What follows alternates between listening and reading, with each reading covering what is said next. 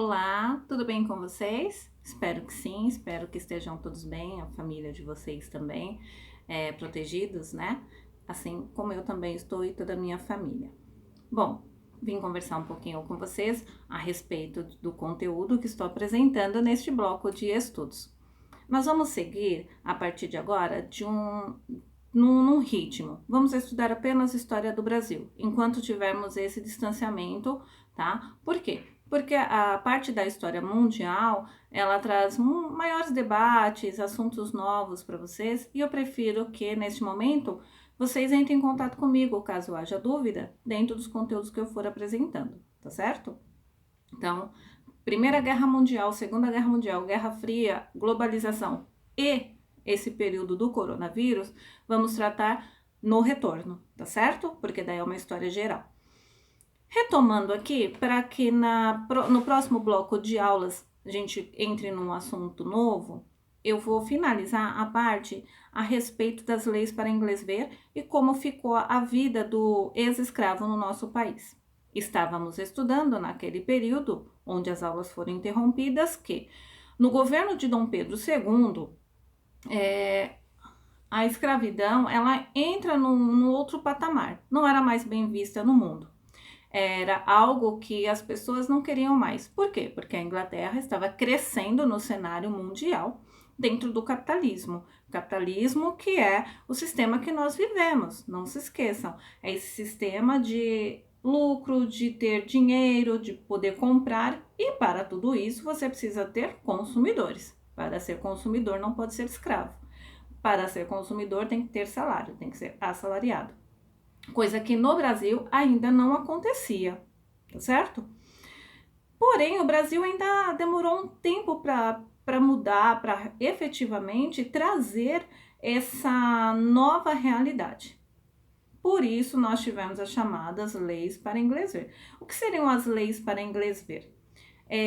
Aquela lei que era apenas para os ingleses pensarem, olha, o Brasil está querendo pôr um fim em tudo isso. Então foram elas, vamos ser pontuais.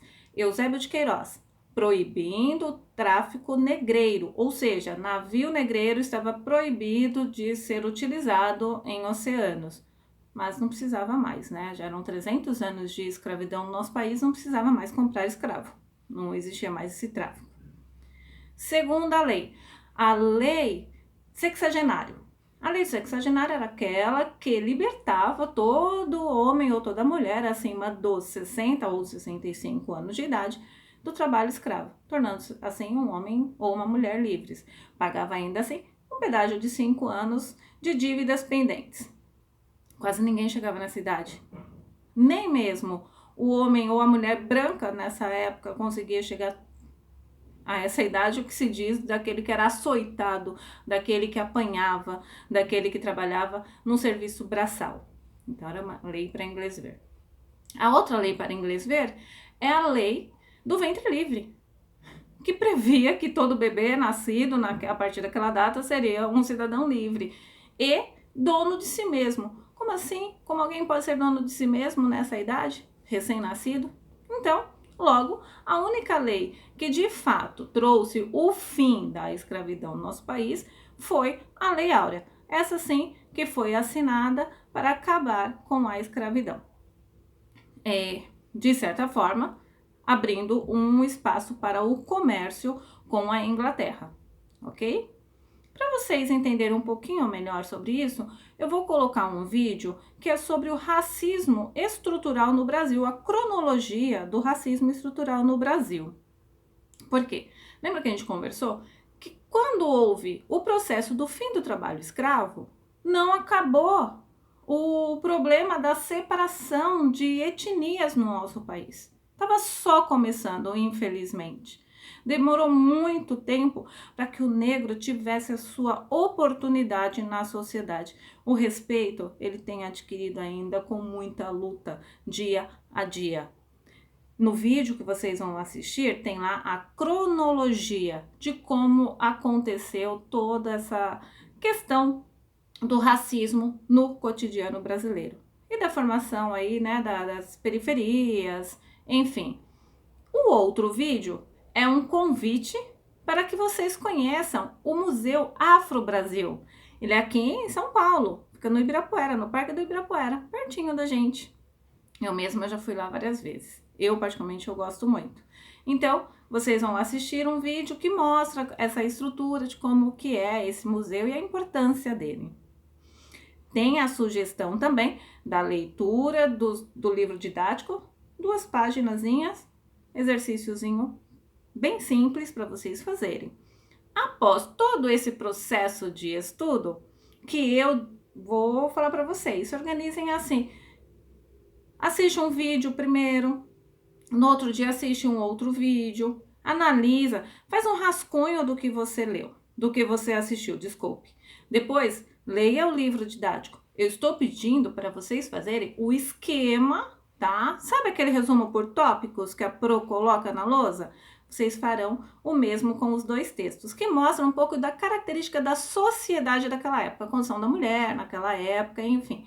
Então, são 2 textos pequenos que vocês vão pontuar a 3 ou 4 tópicos no caderno. Depois que fez tudo isso direitinho, aí vocês vão fazer um teste, tá? É uma atividade para nota, que na verdade está dividida em 2 etapas. São 20 questões, uma parte com 10, outra parte com 10, e vocês vão fazer de múltipla escolha. E pode voltar aqui no vídeo para ver essa explicaçãozinha que eu fiz, pode voltar lá nos outros vídeos, olhar o texto, não tem problema nenhum, tá bom? Se organizem, não esqueçam de se cuidar, lavar bem as mãos, ajudem nas tarefas de casa para manter o ambiente muito limpo, muito saudável, para que a gente possa voltar. Infelizmente, estamos vivendo um momento histórico que eu não gostaria de estar vivendo com vocês, né? Essa sim já é considerada a maior crise da história da humanidade do século 21 e do pós-guerra, pós-Segunda Guerra Mundial. Nunca tivemos uma crise tão grande quanto a de agora. Não é à toa que todos os países estão com problemas que ainda virão, que será a parte financeira. Vamos ver como as coisas se desdobram daqui para frente. No momento, vamos pensar sobre a questão do negro no nosso país. Tudo bem? Então é isso, meus queridos. Estudem direitinho, se dediquem, ocupem o tempo com coisas boas e com conhecimento, que é disso que a gente precisa, pessoas com estudo e com conhecimento, tá certo? Então fiquem bem, até mais. Espero que logo a gente volte para a sala de aula. Enquanto isso, vamos nos falando assim, tá bom? Forte abraço da professora Sol.